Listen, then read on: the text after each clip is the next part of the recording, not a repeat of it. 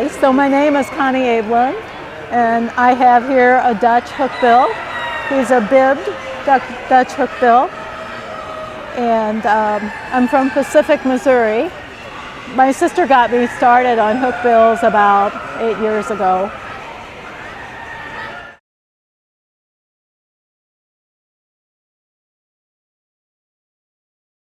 So this guy is in good shape. He's a little over 2, and so he knows how to stay clean, and he's almost always looks really nice. The youngsters are constantly getting new feathers. Those two are young, and their feathers are wearing out because they're about to get new feathers, and they'll go through a kind of a growth spurt. It's kind of interesting. Seems like the girls go through a growth spurt right before they start laying.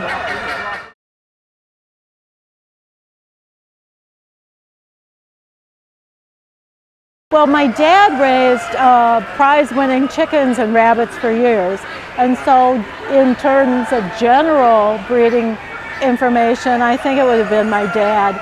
My dad always said, you don't know what you're looking at until you're looking at a 2-year-old. And so he said, it's not really worth your while to breed somebody before you really know their full potential. And so a lot of times if you breed them early, you can end up breeding in a lot of problems that you don't know about. You wait a couple of years and you look at that bird, you know what you've got, and you can decide which bird is appropriate to breed. This is a 2-year-old.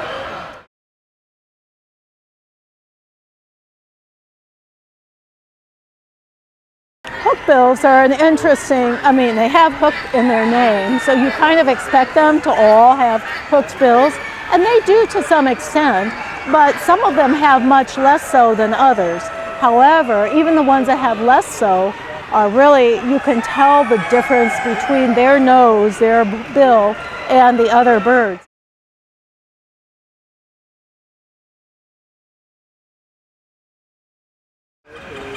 Now there are 3, there's a straight, there's a medium, and there's an extreme hook. Right now my extreme hooks are at home. So this one would be a medium? Mine would be, more a medium. And what would this one be? Well, these are actually both kind of medium. A straight would be more like that chocolate. Yeah. They don't always go down, but you can tell it partly in the way that they're if you look at them from on front, they have a very distinctive look. And they tend to be broader. People say in some of the literature, when people are talking about it, they'll say, oh, well, they have that hookbill is a big advantage in foraging. No, it's just a hookbill. They're good foragers by the way, but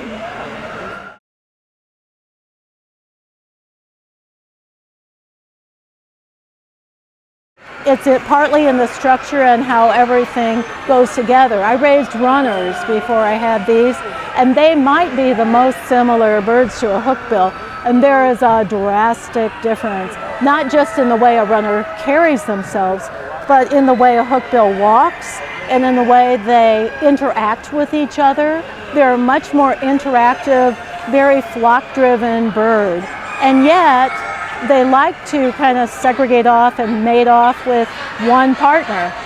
It's kind of a weird thing because that's not at all what happens with my runners. My runners, they're happy to be in a big flock all the time and move around as a big flock. These guys are very individual. When I let them out of their pens and they visit other pens, they go from pen to pen and talk to each of them. And mostly I think what they're saying is, I'm out and you're not. Ha ha.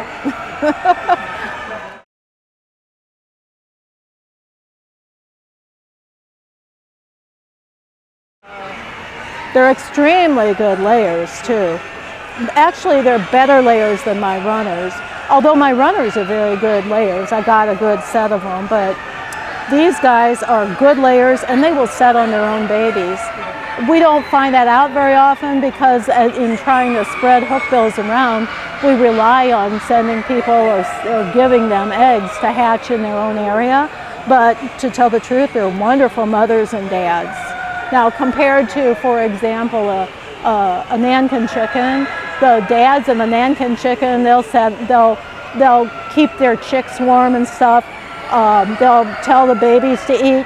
Dad hookbills are a little more standoffish, but they will go after a bird that does not stay with its mom. They're kind of a dad that says, do what your mom says.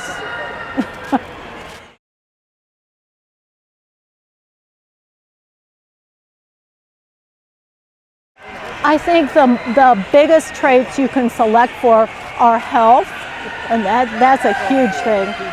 You want to make sure that you have a good, healthy bird, and some birds just are going to be better foragers. I like my foragers. I like to see them go out. If a bird has a choice between bugs and feed, and they choose bugs, they're on my list. If they choose grain, they might have just had bad time for a while if they started with somebody else, but for the most part, they have to be a calm bird. As you can see, a hookbill is a pretty calm bird, and they're a listener bird. You talk, and they listen. They get to know people more so than a runner. For example, a runner can be very standoffish. They'll accept food from me because they know me. I'm their feeder. And these guys will accept food from other people at home, not maybe in this setting where things are kind of chaos. But you can see he's very interested in the stuff I'm saying. He's interested in everything that's going on. Very smart birds. They're not as much flyers if parts of their flock are still confined right there. So I would suggest that people who have problems with flying keep one or two of their flock penned up, and then they'll go visit them, but they won't feel like their whole flock has to go somewhere else.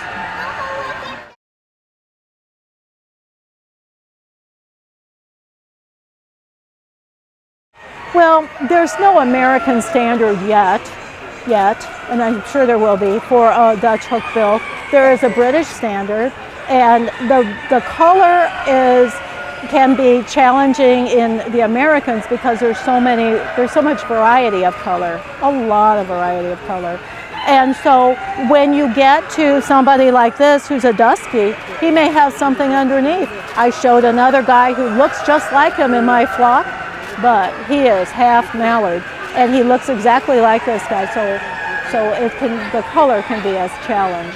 The other challenge is, I think, you have to have a bird that's willing to get along with the other birds, and every once in a while I'll have a hookbill that isn't. Size can be a problem too, because in many cases I think the extra colors, I mean, you can read in the Ashton book, the other colors came from outcrossing, and when you go outcrossing you're diluting the standard to some degree, but you have to then come back to the standard. And since we don't have a standard, I have the British poultry standard that I use as a reference because there is no American standard.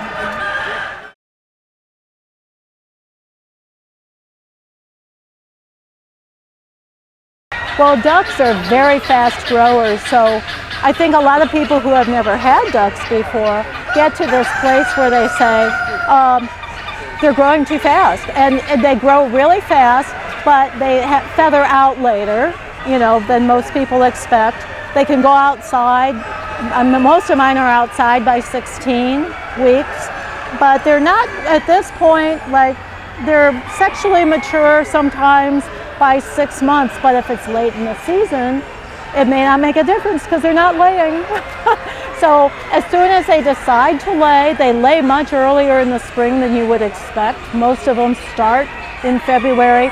So if you have a youngster like some of these who hatched in July, and then they're not laying yet, but they seem to be sexually mature, they're doing all the right stuff, but it doesn't make any difference because no eggs are coming out. So in February, I would expect to see babies hatched out of this group, but that's just a guess, of course, and it depends on who you put them with. The boys are very quick to catch on to what they're supposed to do. Sometimes with chickens, the boys are kind of slow to catch on. You have eggs before the rooster have any idea what's going on.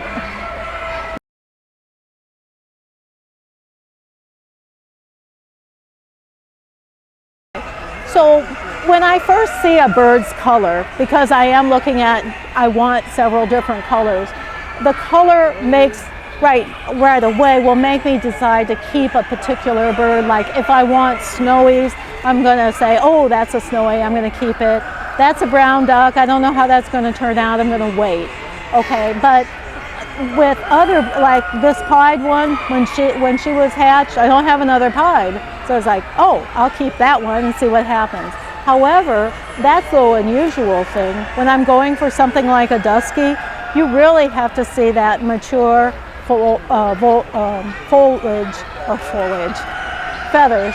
You have to see their feathers after they've had their first full round of molting, before you know that they're going to be show quality. I have a real nice guy here who made Best of Variety, and you know, he's going to be a really nice bird, but the problem with him is that it's not a good quality of bib, and you can't see that when they're babies because they're just a bunch of fluff.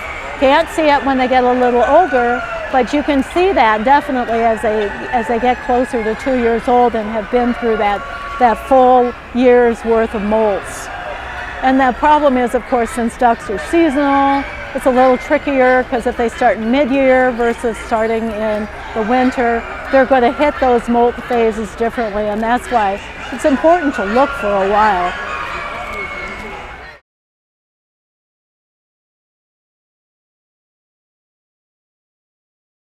Well, I know a lot of people will be disappointed to hear this, but I hatch my chicken eggs and my duck eggs exactly alike. I get 80% on the duck eggs, I get about 95% on the chicken eggs. I just don't change it.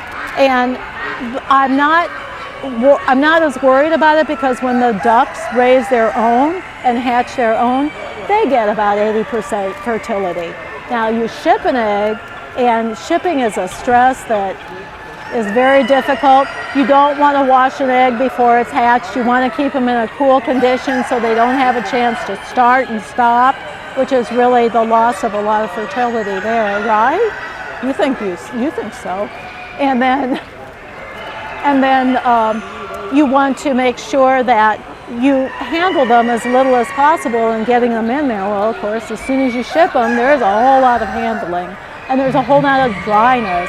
I tend to mark the air cell with a pencil, so if somebody sees all of the air cells come to them from a shipping and they're all much bigger, then they kind of know they need to up the humidity on their incubator for a little while anyway, until they get back into the range of where the duck egg is supposed to be at that age.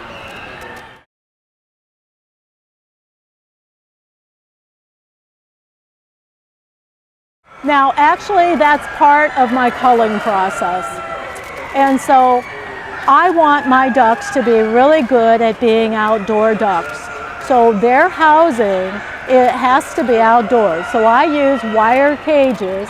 It's welded wire, 1 by 1 inch. A raccoon can reach through, but not very far. And so the ducks can stay away from them that way. Raccoons are my biggest predators. They have shelter where they can stay dry. They usually have their babies or roost or have their nest in a dog house or a dog crate with the door off of it. I'm very informal, and or a box. And so they just need some place where they can stay warm and dry if they choose to. But for example, with my runner ducks, if it gets cold and wet and rainy, they go inside. They go in their doghouse. If it's cold and wet and rainy for these guys, they have a doghouse, but chances are they'll be outside enjoying the weather, the little rain coming down, the little snowflakes. They like it. They're a very outdoor-oriented duck. So a duck that cannot handle those temperature extremes probably won't survive. And I don't think I've had very many examples of that in mine, but there's every once in a while. We had polar vortex last year and I lost 2 ducks. So not right away, but because of the weather change. So it was kind of tough. Do they perch? No, they will go up on things and look around, but they don't actually perch.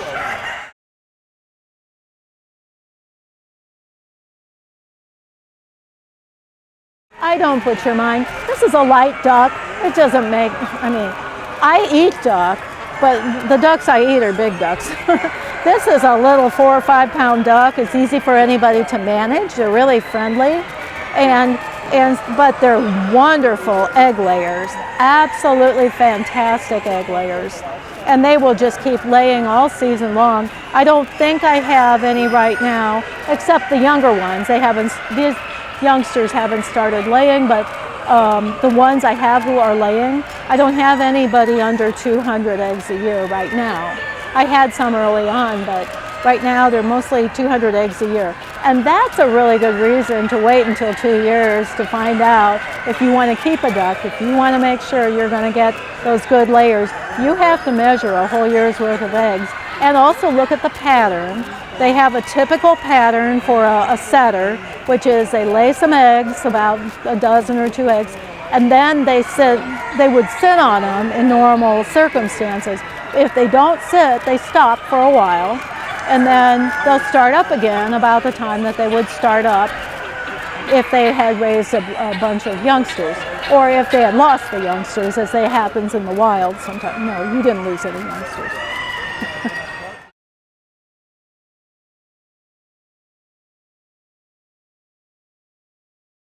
Oh yeah, I think I can't remember the name of the book, the story book on raising ducks that Dave Holder, that's a really good resource.